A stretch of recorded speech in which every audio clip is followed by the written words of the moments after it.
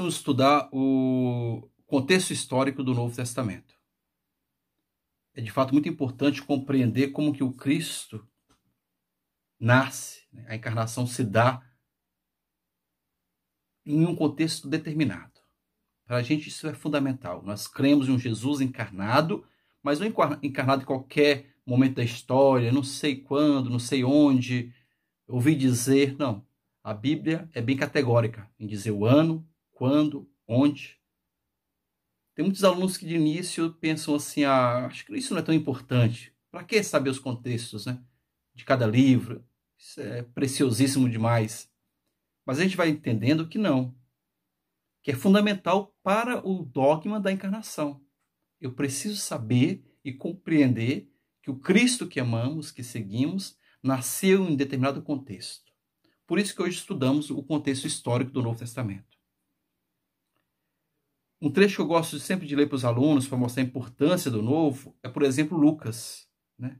Lucas 3, versículo 1.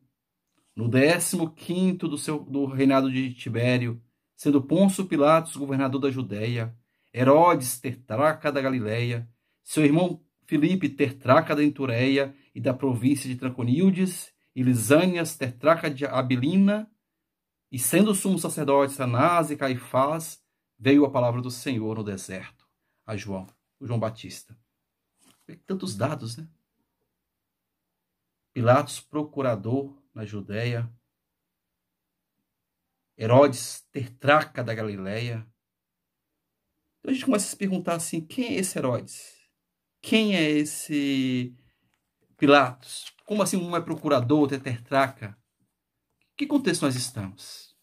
Então é por isso que é de tal importância a gente conseguir delinear o contexto do Novo Testamento. Né?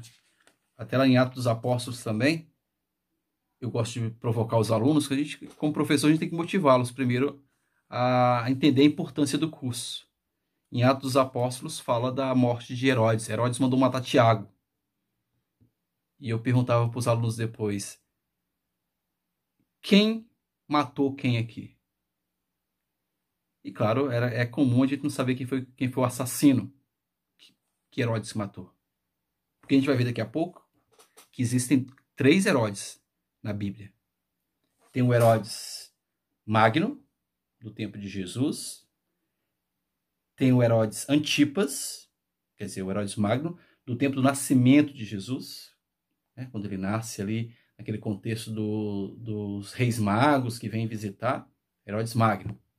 Depois tem o filho dele, Herodes Antipas, que é aquele durante a vida de Jesus, ali já no contexto da crucifixão, da condenação. Aquele lá é o Herodes Antipas. E em Atos dos Apóstolos vai aparecer o Herodes Agripa, que é neto do Herodes Magno. Então, o que aparece em Atos dos Apóstolos é neto do Herodes Magno, que aparece lá no início da narração do Evangelho.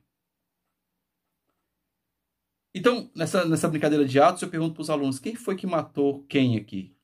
A palavra diz que Herodes matou Tiago. Agora, quem é esse Herodes e quem é esse Tiago? E a gente chega à conclusão de que realmente a gente não sabe que Herodes que é. Geralmente quase ninguém sabe que Herodes foi que matou. Qual dos 3, né? Muitos nem sabem, né, que existem 3 Herodes na Bíblia. Pensam que é um só no Novo Testamento. Era um nome muito comum, então é normal que tenha mais de um. Agora, não saber quem é o assassino é comum em qualquer investigação.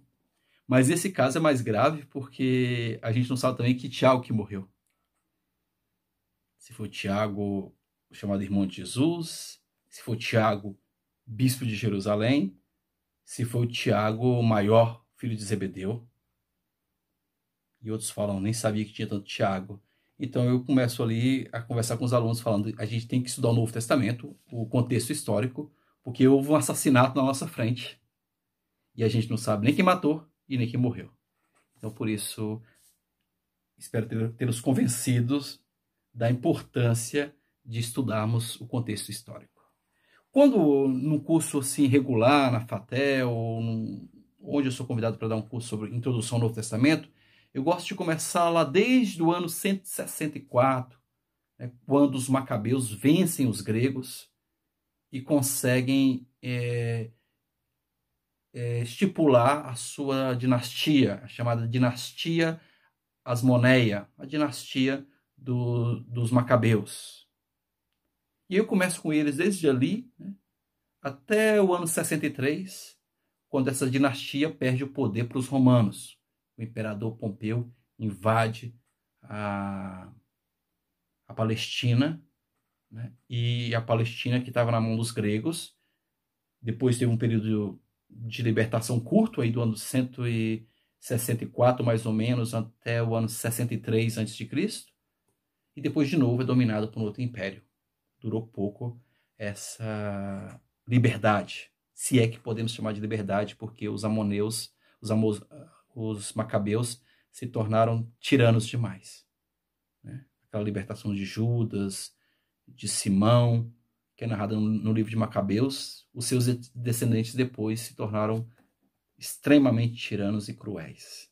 Mas a vida de Israel segue dura, difícil, e eles passam em 63 para a dominação romana.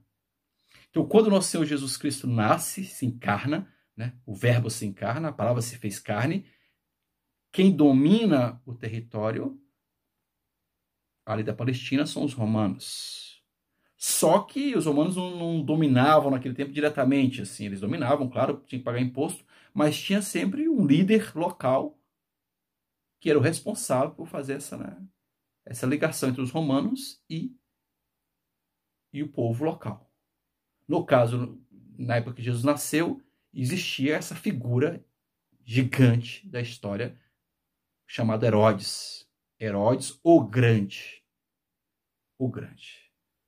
E Herodes, ele, no ano 37 a.C., Herodes era de fato e nome rei da Judéia. Esse Herodes, no campo da política, na política sem moral, na política sem escrúpulos, é talvez o homem mais emblemático da história. Ele mudou de lado várias vezes, sem menor escrúpulo, sem menor problema. Herodes foi passando de um lado para o outro.